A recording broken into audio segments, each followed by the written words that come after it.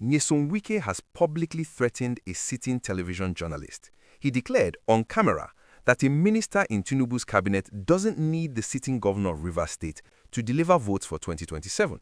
He said, and I quote, "I don't need him." That same minister has now been designated by a sitting president as the undisputed political leader of a state he no longer governs, a state with a sitting elected governor. An elected governor that Tinubu personally suspended for 6 months and then brought back, only for the crisis to restart less than 4 weeks later. So here is the only question that matters right now.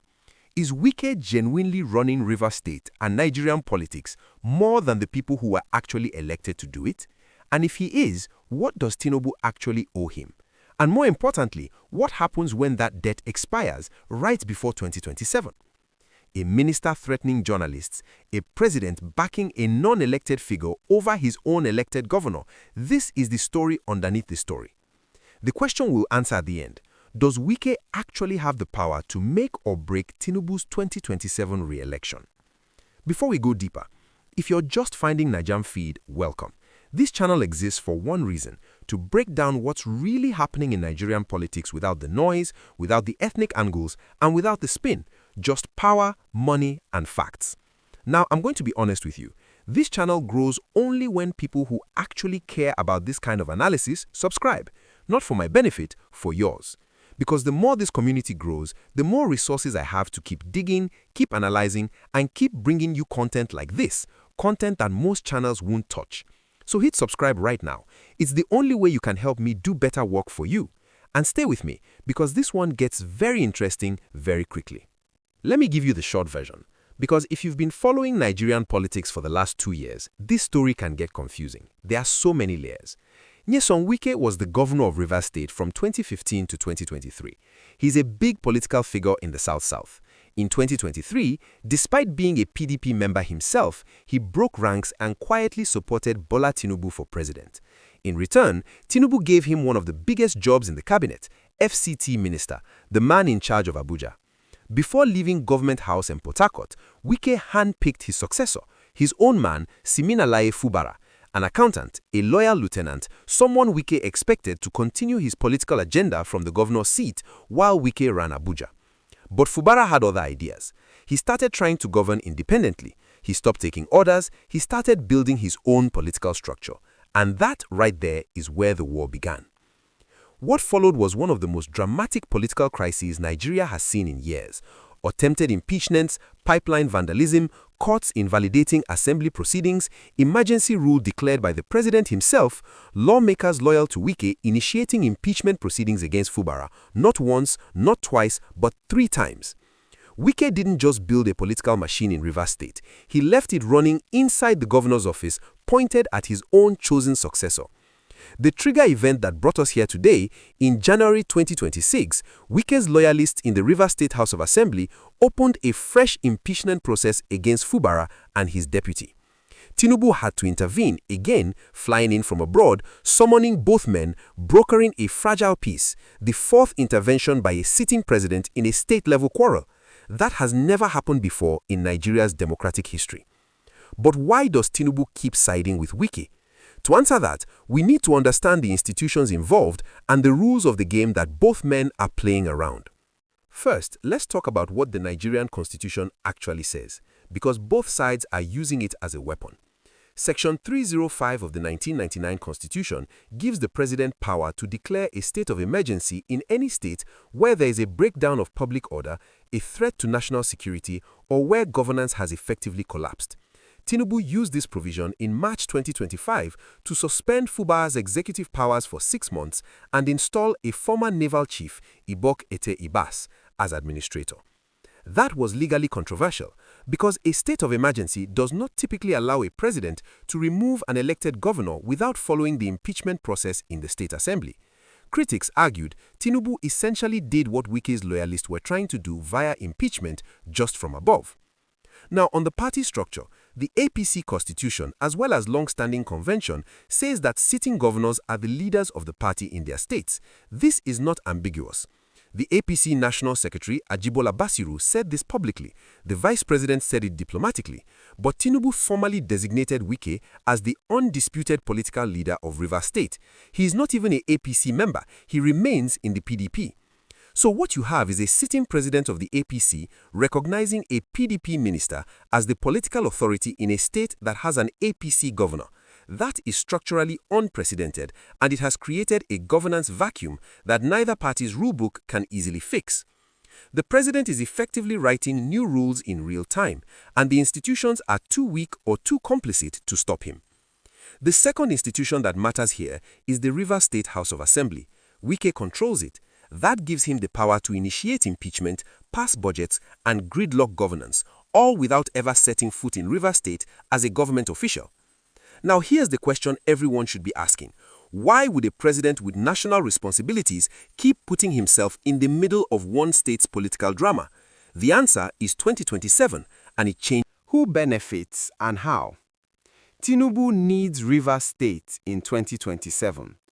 In the 2023 election, Tinubu won Rivers by a slim margin, and a BBC investigation actually suggested that Peter Obi won the state in real terms.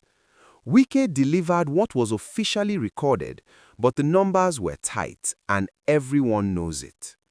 So, Tinubu is playing a very deliberate long game. By keeping Wike powerful, he is essentially paying for an electoral machinery. Wike has been traveling to all 23 local government areas in Rivers State, inaugurating renewed hope ambassadors, launching a radio station, Majority FM 89.5, specifically for political mobilization, and building a cross-party coalition he calls the Rainbow Coalition. He has publicly declared, if you don't belong to this rainbow family, forget 2027. And Tinubu's advisors are fully aware of this calculus. One senior presidential advisor told the Africa Report, Tinubu has been the godfather of Lagos since 1999 and thus believes in godfatherism. There was no way he was ever going to support Fubara's rebellion against Wike, especially when Wike is more vital to his re-election. But here's the uncomfortable question we'll come back to. Is Wike's support truly guaranteed, or is it conditional? And is Tinubu already starting to feel the price of that conditionality? Who loses? Fubara loses, obviously. He entered office as a governor and is being managed like a junior civil servant. His political appointees have been sacked. His supporters are being warned to abandon him. He publicly told his lieutenants, sorry for those of you who have local government ambitions, it cannot happen again. That is a man who has accepted defeat. But the bigger loser is actually democratic governance itself. Because what is being normalized here is the idea that an elected governor can be politically neutered by a minister who is not even a member of the ruling party, and that a sitting president will not only allow it, but actively enforce it. Political analyst Mahmoud Jega put it bluntly on Arise television. This has never happened in the political history of Nigeria. Wike effectively controls both the PDP and the APC in Rivers State. The president is saying Wike staying in the PDP has his blessing because he's there to wreck the PDP as an opposition party ahead of 2027. The silent players. Don't sleep on Vice President Shettima. He made a very careful, very deliberate statement reminding everyone that convention positions governors as party leaders in their states. That was not accidental. Shettima is a man who understands the difference between loyalty and leverage. He built that with Zulum in Borno. His nudge was a message to both Wike and Tinubu. Also watch the Niger Delta elders and Pandef. They are not loud right now, but they are watching, and they have flagged that Rivers people are not happy. Their silence now does not mean their neutrality in 2027. Wike publicly warned, don't take our support for President Tinubu for granted. That is not the language of a loyal ally. That is the language of a man pricing his support. But what does all of this mean for ordinary Rivers people and for Nigeria at large? Let's zoom out. If what I just laid out surprises you, drop a comment below right now. Tell me, do you think Tinubu is protecting Rivers State or is he protecting himself? I want to read your take before we get to the part of this analysis that completely changes the picture. And if you haven't subscribed yet, this is the moment. Niger Newsfeed only gets better when this community grows. Every subscription is a direct signal that this kind of work is worth doing. Hit that button, it costs you nothing and it means everything to this channel. The Tinubu-Wike dynamic is not just a Rivers State story. It is a signal to every state in Nigeria about how political power actually works, and the signal is not good. What it tells every governor in Nigeria is this: if you are installed by a political godfather, you do not actually govern, you perform governance. The real authority sits with whoever controls the patronage network that put you there. Economically, Rivers State has been paying an enormous price. It is Nigeria's oil capital, a state that generates enormous federal revenue. But governance paralysis, pipeline vandalism linked to political instability, and legislative gridlock have created real uncertainty for businesses in Port Harcourt. Investors don't put money into states where you don't know who is actually in charge. On the security dimension, this is often underreported. The state of emergency was partly triggered by pipeline vandalism that was widely linked to political tension. When political actors lose control, they sometimes activate criminal networks. That is a pattern Nigeria has seen before. A destabilized River State is a Niger Delta destabilized, and that affects oil production, which affects every Nigerian. And from a democratic standpoint, the normalization of emergency rule as a political tool rather than a last resort is deeply corrosive. Once you establish that a president can suspend a governor's powers when political allies demand it, you have set a precedent that future presidents with far worse intentions will use. Now let's look beyond Nigeria's borders, because this story has caught international attention in ways that most Nigerians aren't aware of. The BBC already investigated the 2023 Rivers election results and found significant irregularities. That story has not gone away. It sits in the background of every international conversation about Nigeria's democratic credibility. Nigeria is the largest economy in Africa and the continent's most populous nation. International donors, the IMF, and foreign investors watch its institutional stability closely. The declaration of an emergency state in Rivers and the suspension of an elected governor was reported by Reuters, the Africa Report, and international outlets as a concerning signal about executive overreach. For Nigerians in the diaspora, this is especially relevant. Many in the UK and US are watching Tinubu's administration to see whether his economic reforms come with democratic consolidation or democratic backsliding. The Rivers crisis is a data point that his critics in the international community will not ignore. There is also a broader continental pattern. Across West Africa, we have seen the erosion of democratic norms used to justify military takeovers in Mali, Burkina Faso, and Niger. Nigeria has been a bulwark against this trend, but every time a civilian president behaves like an autocrat, suspending governors, recognizing non-elected figures as political authorities, it gives that argument more oxygen. Nigeria's international credibility for 2027 depends not just on who wins, but on whether the process looks democratic. Right now, it doesn't. But before we get to the forecast, let me address the strongest arguments from people who disagree with this analysis. Misconception number 1. Wike is the problem, Fubara is the victim. This is the popular narrative on social media, and it is too simple. Fubara was not an innocent civil servant who stumbled into the governorship. He was Wike's chosen man. He understood the terms of the political deal when he accepted it. The real problem is not that Wike is a bully. It's that the entire system rewards political godfatherism and punishes independence. Fubara tried to escape the system, and the system crushed him. That's the story. Misconception number 2.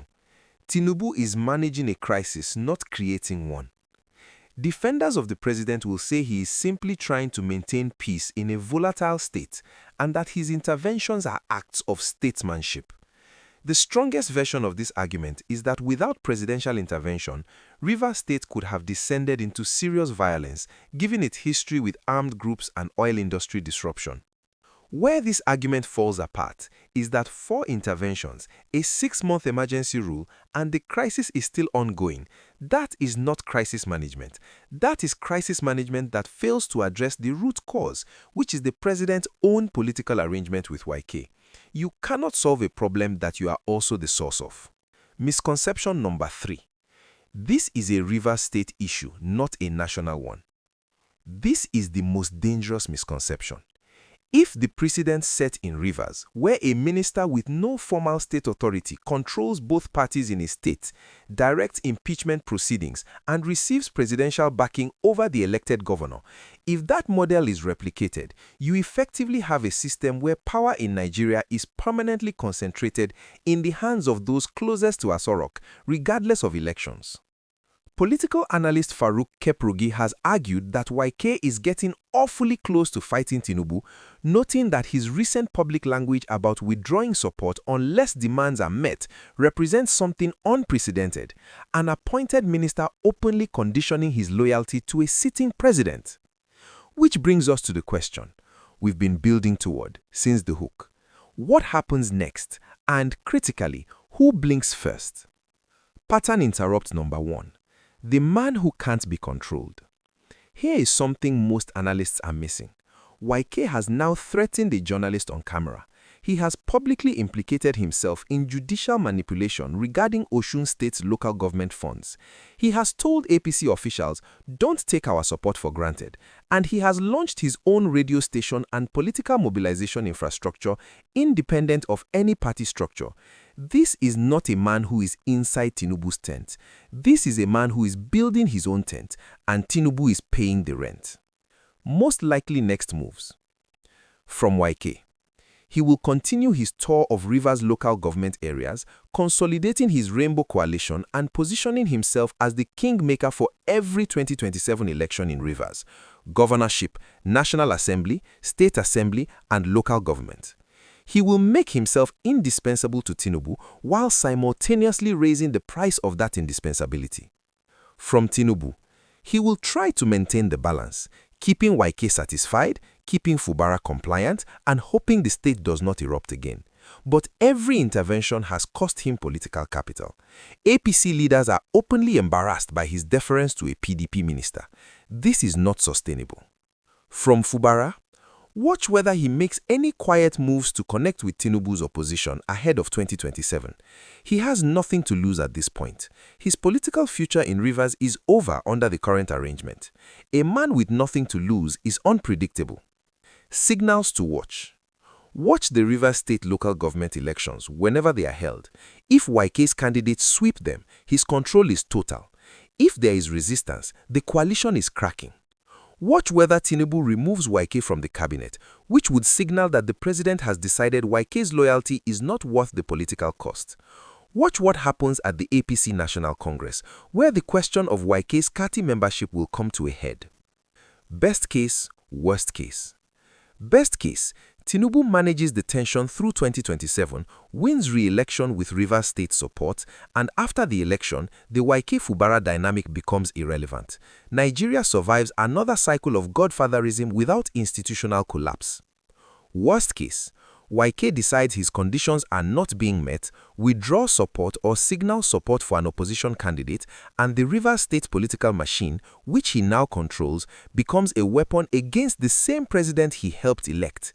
That would be historic. That would be the story of a godson turning on his godfather, except in this case, both men see themselves as the father. The final tension. Wike needs Tinubu to stay relevant. Tinubu needs Rivers to win 2027. But what happens the morning after the election, when neither man needs the other anymore? We started this video with a question: who blinks first, Tinubu or Wike? Here is my honest assessment based on the facts. Neither of them blinks before 2027. They need each other too much. Tinubu needs Rivers State, Wike needs to stay relevant and protected. The arrangement holds, but it holds the way a ceasefire holds. Everybody knows it will eventually break. The real question is what Nigeria looks like the morning after 2027, because the deal that Tinubu and Wike have built is not a governance model. It is a transaction, and transactions end. What doesn't end is the precedent, the idea that in Nigeria, an unelected political operative can hold a state hostage with the blessing of the presidency, and there is no institution powerful enough to stop it. That is the story. That is what we should all be watching, not the personal drama, the structure underneath it. Now tell me, who do you think blinks first? And do you think this deal holds through 2027? Drop your take in the comments. I read every single one. If this breakdown gave you clarity on what's really going on in Nigerian politics, do me one favor. Share this video with one person who needs to hear it. Not for the algorithm, for the conversation. Because the more Nigerians who understand this stuff clearly, the harder it is to be manipulated by it. Like the video. Subscribe to Niger Newsfeed. It is genuinely the only way you can help me keep doing this work and doing it better. I'll see you in the next one. Stay sharp.